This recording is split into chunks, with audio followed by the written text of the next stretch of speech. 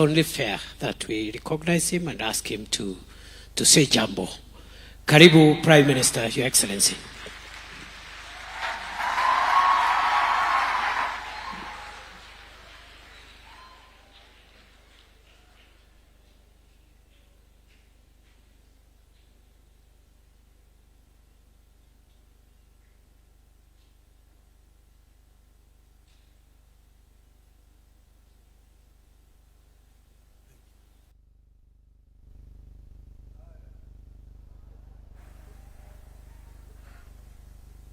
Your Excellency,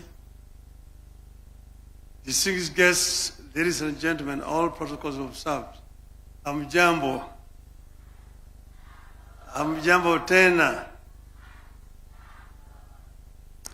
I was telling His Excellency there that we should have started this meeting at 9 o'clock in the morning. This is a very important subject that you don't bring in the afternoon. Most people are tired. But I'm very happy to be here this afternoon.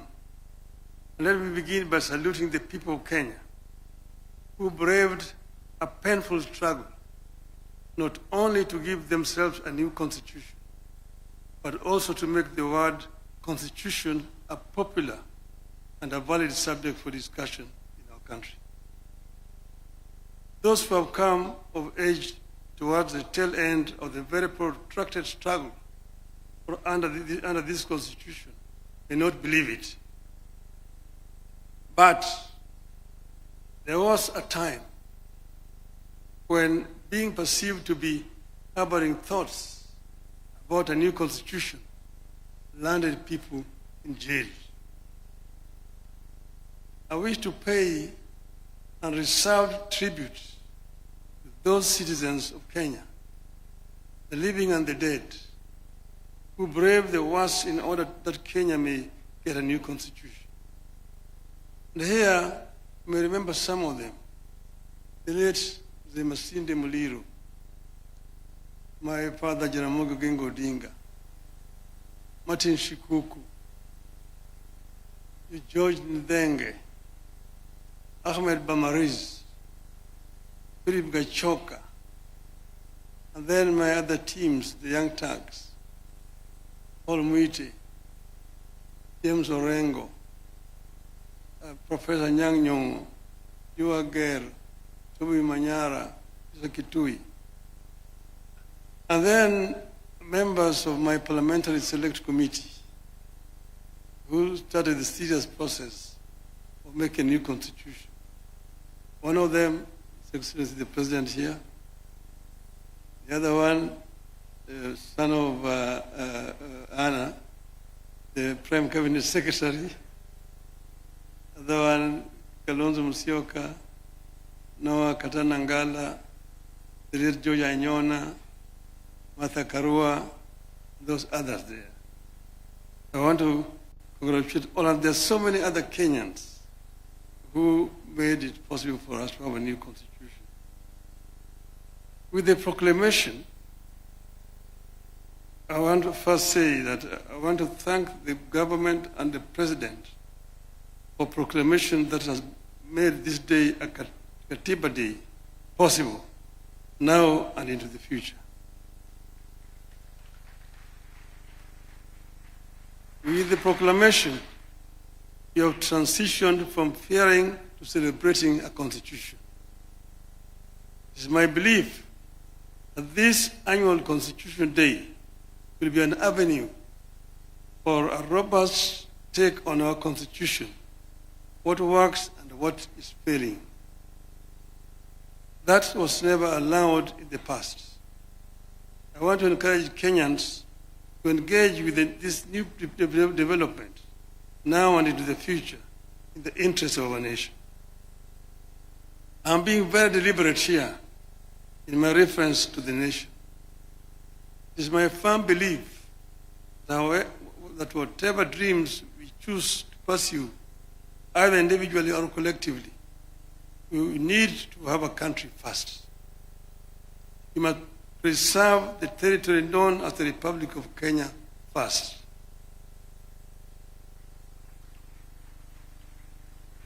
Then, within that territory, you can agree or disagree on the validity of our dreams as individuals or a nation. Since you promulgated the Constitution 2010, we have reaped a bountiful in some areas and a whirlwind in others. I wish to reflect with you on how some of the institutions that came with the Constitution have improved our country, where others have left plenty of room for improvement.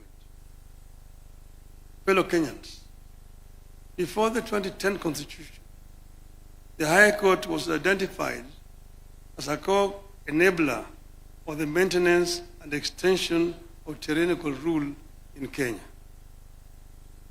Out of that period, you can barely recall any decision of the old High Court that upheld the people's fundamental civil liberties.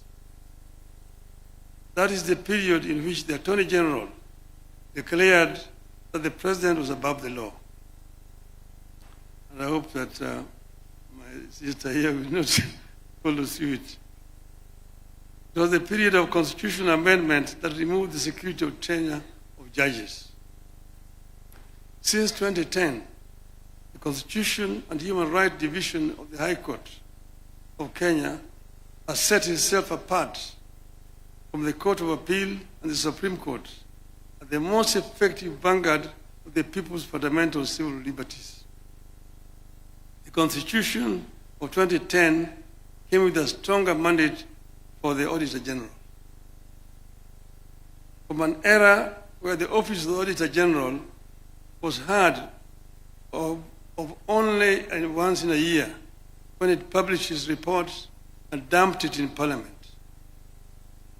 Our Auditor General since 2010 have been bold, brave, and easily identifiable for standing up for the public interest.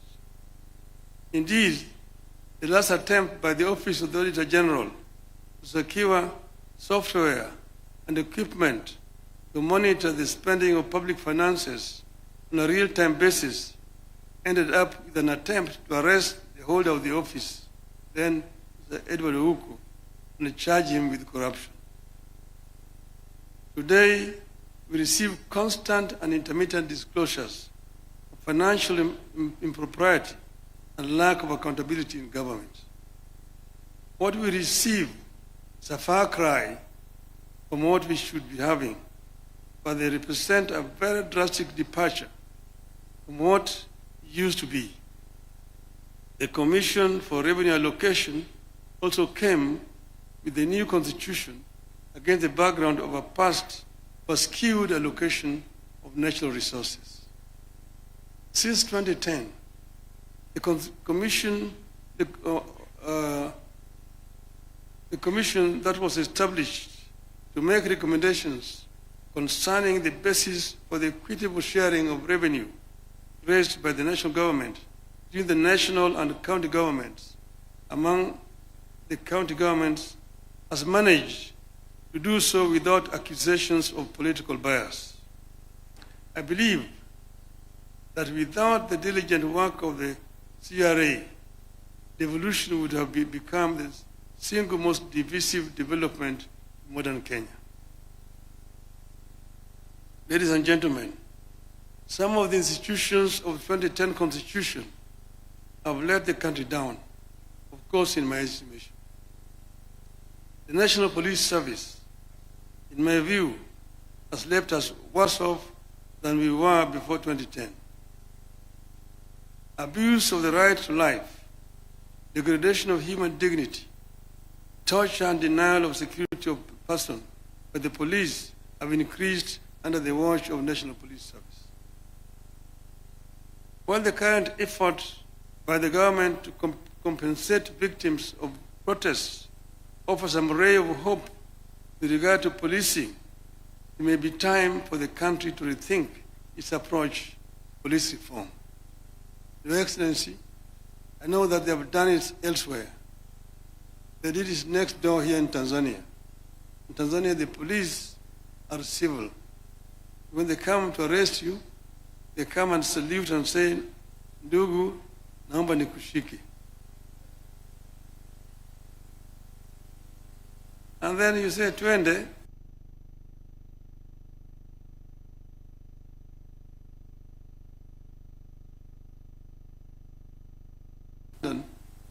You go to the cop. They call the Bobby. Excuse me, could you show me the road to Trafalgar Square? Oh yes, Trafalgar Square, yes. Walk straight on. Turn to the left. 100 yards. Turn to the right. Straight on. You can't miss it. They say, thank you. They say, thank you, sir. In Nairobi, you get lost. Afande, ninyeshe njia ya kwenda Kariakoo. Umepotea? Ndio. Wapi kitambulisho? Oh, sikubeba kitambulisho, niliwacha nyumbani. Una kitambulisho? Bingo. In the cells. Tomorrow you are in court, loitering with the intention to commit a felony. We need to change this. The Independent Electoral and Boundaries Commission equally stands out as an institution that has made no progress securing for Kenyans what they sought. The same issues that Kenyans faced in 1992 when it held its first multi-party elections still hound us. Let us hope that the new electoral commission that we put in place is going to make a difference. Confidence in the commission remains extremely low. Election officials and the processes remain some of the most distrusted and divisive in Kenya. Our elections are some of the most expensive in the world. That is, the cost of per ballot is much higher, 5 times it is in the United States. It never seems to matter how many times we turn over the commissioners or election technology. The doubts remain while the costs get higher. I want to hope that the latest version of IBC will tame the tide against the negativity and doubts that surround the institution. The Director of Public Prosecutions was also a new and exciting creation of the new Constitution. It has largely failed to deliver on the high expectations of Kenyans.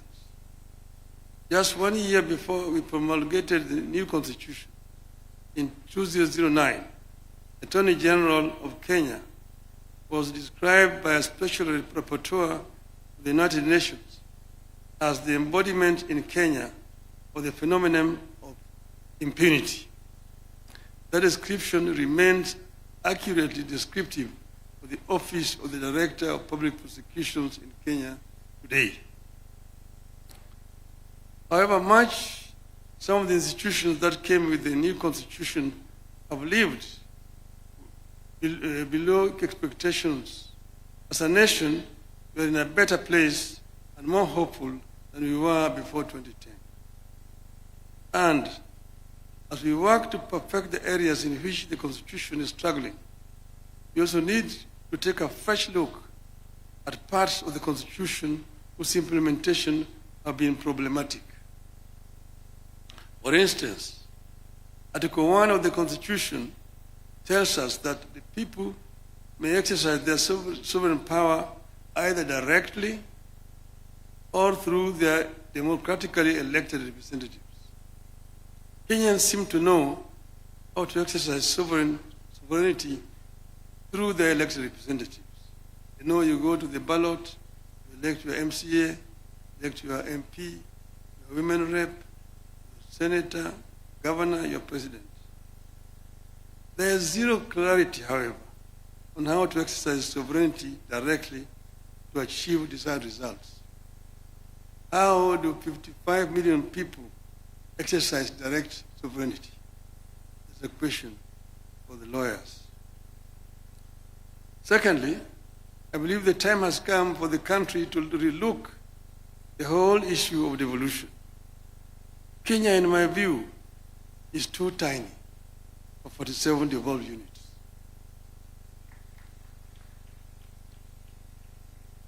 We are just 5 short of the United States, which is a continent. Nigeria, with over 200 million people, has got 34 plus Abuja. South Africa has got 9 provinces.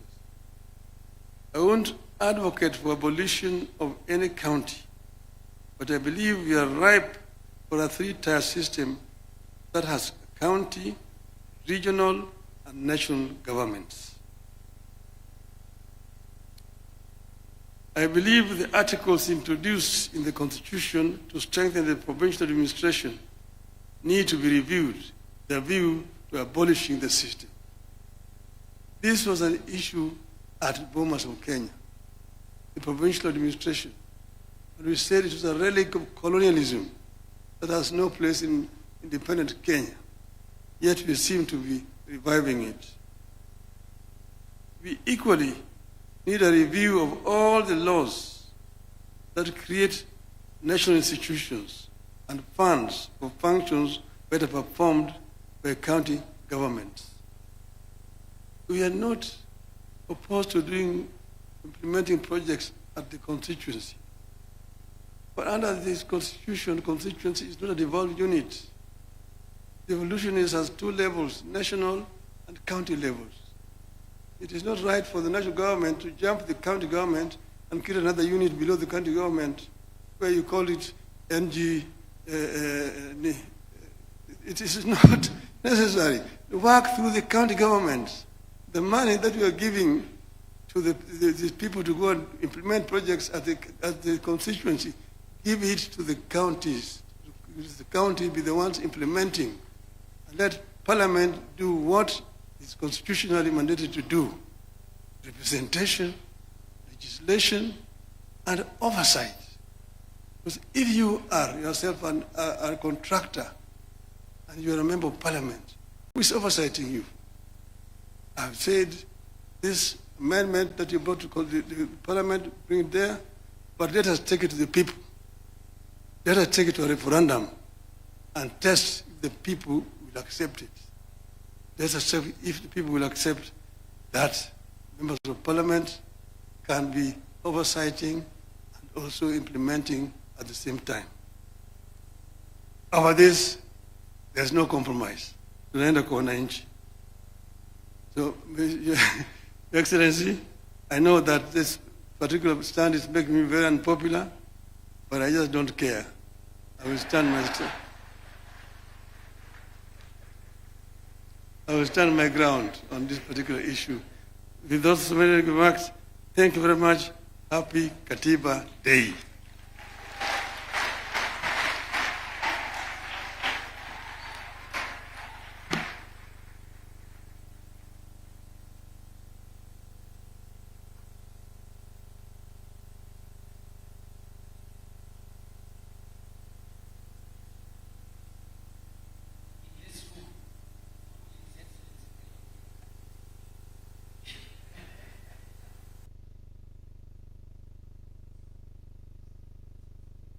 Especially the last one.